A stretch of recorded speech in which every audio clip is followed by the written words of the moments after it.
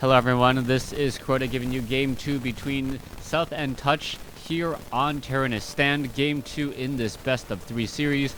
And I'm just going to speed up until we get to the 2-minute mark because, well, there's not that much that happens really in the 2-minute time frame. And I don't even know how long this particular game will be. Alright, let's go ahead and head to the 2-minute mark. Once the 2-minute mark is there, ready to go, reminds me of the good old days of WC replays where shoutcasters would try to, would sync on the 2-minute mark. Good old shoutcasters such as Bunny and everyone else, Jay-Z, all of those guys. Anyways, let's go ahead and head off into the game as we now see Sephl now, or is it just Sephl? S-E-L-P-H? Or is that an I? Can't really tell. But let's go ahead and just head off into this game here, as it looks like it will be another Tavern Hero. The ghouls are making our way over. Is it a Tavern Hero? Let's take a look. It looks like it will be a Tavern Hero. No, it's not a Tavern Hero. It's a Death Knight. Yeah, Death Knight with Unholy Aura. I was imagining the Panda would be coming out. And there it is. It is going to, in fact, be a Panda in this matchup, as the Panda now getting ready to head back over to engage all of these ghouls.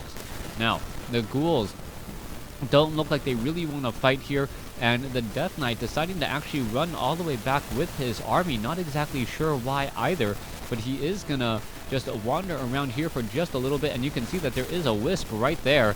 May end up getting detonated, as the Death Knight does want to try and finish it off. One more shot should do it, and it looks as though the wisp is actually gonna get taken down. Meanwhile, over here on the top right hand side of the map, Touch is going to open up with a Drunken Haze. Okay, a Drunken Haze as your first opening. That is a lot of damage being mitigated because of all of the missing. You can see that Drunken Haze level 1, what's going to be happening there, and we may end up turning this game into a very, very long, drawn-out battle. We can see also Gloves of Haze quickly being picked up there. This is not something you see very often at all. But the Panda is going to clear out this creep camp without an Ancient of War, and really going old school style before players really use that Ancient of War trick. So far, the Apprentice Wizard going to get taken down there. The poor Panda rather low on hit points and on mana, but has cleared out an expansion location that may not be spotted for quite some time. Now, let's take a look at the Death Knight, sitting at level 2, picking up a Manual of Health, and now going to continue moving along his creep camp ways, hoping to perhaps clear out this mercenary creep camp here. Now, it always feels like this top right-hand side of the map is really the side of the map that gets the most amount of action. No one really tries to hide an expansion over here on the bottom left for some strange reason, or not nearly as often, as we're looking at the Sasquatch going to be taken down. Level 2 on that Panda already, picks up a Wand of Illusion, picks up a Tome of Agility, as the ghouls are going to quickly spot this expansion over here to the top right. I don't know how exactly his opponent knew to go ahead and check out that location, but what is this going to be? It is instead going to be an expansion steal. Wow, a Ziggurat already coming down. And what this is going to allow the Undead player to do is set up those Nerubian towers, which are also important, getting a little bit of just Undead advantage over there. And now what is this? The Illusion Panda now going to check over here, going to spot this, and now make his way back. Alright, we are just waiting for a gold mine. No, not even getting a gold mine as of yet. He should really be trying to train up acolytes or do something different here if he really wants that expansion up and running. Alright, let's come back over here. Ancient of War is rooted and will be training up Huntresses. Meanwhile, the Huntress and the Archers finishing off this Cobalt Tunneler creep camp. Not going to have any issues whatsoever. And now the Undead going to have an expansion, something that doesn't happen very often. This is going to be a very, very interesting play. The Ziggurat off over here. It does. Wait, where did the Acolyte go? Acolyte's still sitting there. It doesn't look like. Yeah, no, it is going to be upgrading to a Nerubian tower. And this Wisp, I don't realize. I don't think that this Wisp is going to really want to stay anywhere nearby. 3 Ziggurats, but with 3 Ziggurats right here, and an Ancient of War now being constructed right next door, this is going to be a challenge on all of these 3 Spirit Towers. This is a very, very heavy investment, and the Undead is so far away that he's not really going to be able to do much with it. And all of a sudden, what looked like an easy expansion for for the Undead player is now looking like a very, very large overcommitment over here on the top right. Ziggurats are going to fall. He's going to be down to, I believe, 37 over 40 supply. The Death Knight now tries to make its way over. Skeletal minions are coming in as well. There come in some Wisp. And as this base falls, or as these buildings falls, there goes the Undead chance of really fighting back. However, the Huntresses are now really caught in between a rock and a hard place. There's a Drunken Haze. There's a Breath of Fire. And there is that damage over time. Huntresses are slowly fighting back, but the Huntresses are going to fall. There goes one. It looks as though one Panda is, or one Crypt Fiend is going to fall, as the Ancient of War is up in position and going to take down a Ziggurat as a new Ziggurat comes into play. Not quite sure why he placed on a new Ziggurat here. He's already fighting on Blight, which is a distinctive advantage, as the Death Knight gets off a heal just in time to save that Crypt Fiend. Alright, the units are still trying to focus back and forth. You can see 3 Crypt Fiends and a whole bunch of skeletal minions with the Death Knight against the Panda. The one Ancient of War off over here should be uprooted. Not quite sure why it wasn't uprooted and trying to engage. Alright, the Crypt Fiends are now all backing off here. You can see Ziggurats once again being placed down. Ancient of War going to be suffering a bit of damage here. Damage over time. Piercing damage doesn't really do that much to the Ancient of War, but if it's not being challenged, it will slowly peck away at it. Alright, the Death Knight and the Crypt Fiends, both of them just healing up on this Blight. This is going to be very, very strong here, but has the Undead really over-invested into this strategy? Let's see, Tier 2 Halls of the Dead, now about halfway done. Let's take a look at it back over here. There's a Drunken Haze, Breath of Fire once more. The Spirit Tower nowhere near being done, as one Crypt Fiend, 2 Crypt Fiends are already trying to run back. Alright, I really feel like the Undead army is not going to be able to hold up to this, as you can see that the Panda is just looking very, very strong here. Drunken Haze, Breath of Fire, and all of the Huntresses are just really giving chase to the rest of the units. There are very, very low Crypt Fiends, and all the Panda needs to do is perhaps just wait before trying to engage. There is another root there, and it looks like it's going to root up and take down this Spirit Tower. However, the Spirit Tower finishes off a Huntress, and what's going down over here? There is a 1, 2, oh my goodness, one more shot should do it. The Panda isn't going to get off these other 2 Crypt Fiends. Meanwhile, off to the north here, this is going to be a huge misstep as another Crypt Fiend goes down. The Crypt Fiend down to 27 hit points. Now back on Blight, finally regenerating hit points, but may get stuck. There it goes.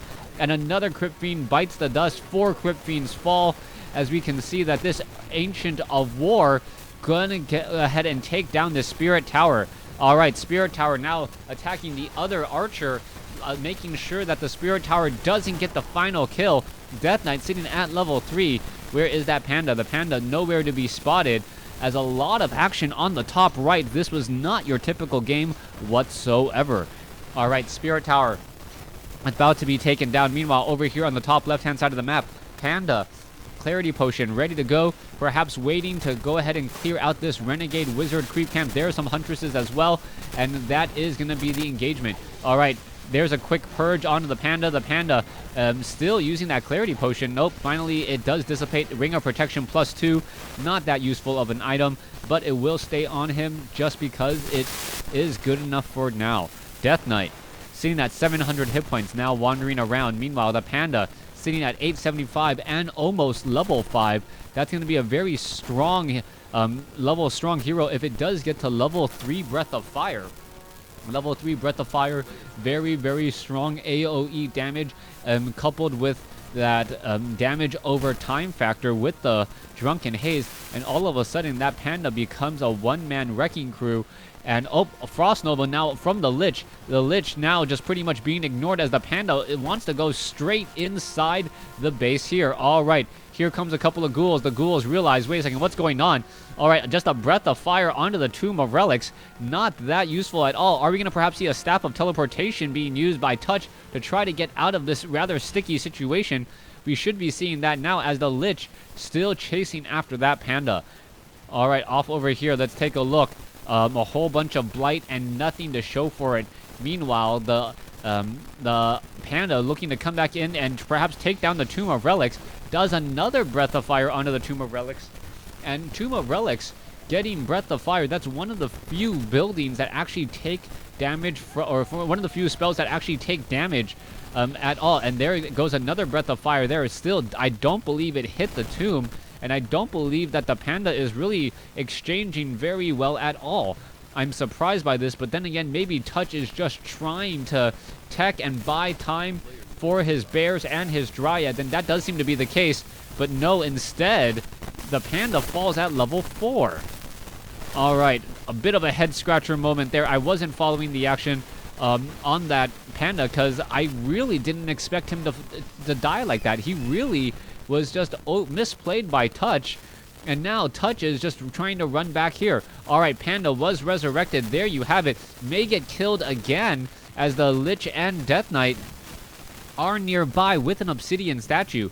Alright, Death Knight now trying to just catch up to all of these units here. There goes a ghoul. The ghoul now doing a little bit of pathing as the Ancient of War is off to the north.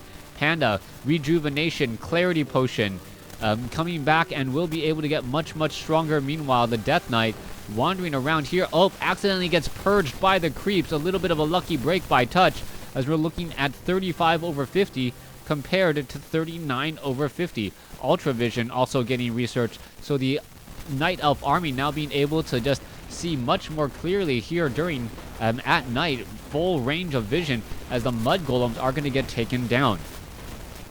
I am still rather confused at what both of these players are looking and trying to do. Naga Sea Witch, Death Knight, and a Lich. So this is a 3-1-1 versus a level 4 panda who may in fact get to level 5.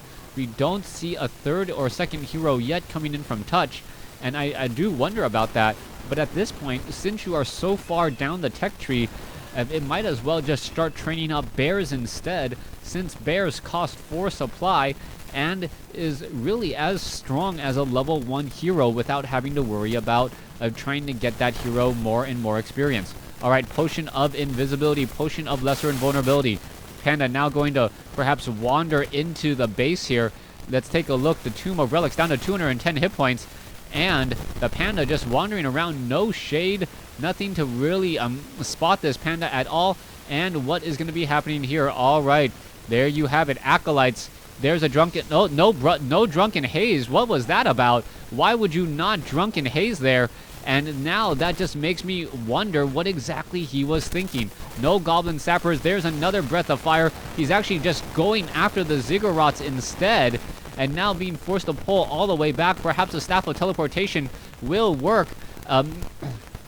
There is another Breath of Fire, but still not doing very much there. Perhaps if he had tried to use Goblin Sappers and then absorb the damage, absorb the coldness with his own panda, that would have been a much, much better strategy here. As you can see that the panda still sitting at level 5, not yet quite at no experience yet, trying to get to level 6. But we do have a lot of bears. The bears are not upgraded at all though. There are huntresses as well, and they will be going up against Crypt Fiends. Alright, the Undead army, I don't see any destroyers, and with 2 obsidian statues with full mana nearly, a destroyer would be the right and proper play. Let's see if the counter is going to be coming in. Lich now slowly making its way off to the north here. There's 2 destroyers already up in the air. The bears are going to have a very, very difficult time now. These 2 obsidian statues have plenty of mana, and with that absorbed mana onto that destroyer, it looks like the bears are just going to absolutely get destroyed. We could see a Scroll of Town Portal. There is a Breath of Fire. Acolytes are now trying to repair the Nerubian towers, as this may end up becoming a bit of a problem. Alright, there's a quick roar, as there's a Breath of Fire taking down the Acolytes and the Nerubian towers there, and all of a sudden 45 over 30 supply. This is working exactly as it should, as the bears are now absorbing or getting absorbed down, and now the bears are just going to get completely poked apart. This is not good at all. You can see how much damage all of those bears are taking. 45 over 20 supply. It looks as though, I do believe that Huntress did in fact make it. No, the Huntress didn't make it. Ends up dying on the other side of the map. As we now see 3 bears left. 46 over 60 supply compared to 45 over 20. The strange caveat here is that the Night Elf army is actually slightly smaller because all the Acolytes are dead, so that means that there's just more units on the field. All right, let's go ahead. There's the engagement. Orb of Venom now on that unit, on the Panda there. We are going to be going into engagement. There's only one Crypt Fiend. That Crypt Fiend is going to be extremely important. Panda now really investing or really pushing hard inside the space. The Dryads going after the Destroyers, and it looks like that one Panda is going to run all the way back. Why focus onto a unit that has a potion of lesser invulnerability as it does now? There's another Breath of Fire. Nagasi, which gets taken down. Panda now gets up to level 6. Level 6 Panda means Earth, Storm, and Fire most likely. Are we going to be seeing that? The Panda, is it going to go Earth, Storm, and Fire? Yes, it will. There goes the engagement, and there goes the GG. I still believe that was a little bit of a premature GG. Yes, level 6 heroes are very, very difficult to take out, but the overall resource or the unit score wasn't that big of a difference. All right, thanks for watching. Thanks for listening. Hope you guys enjoyed game number 2. Please stay tuned for game 3.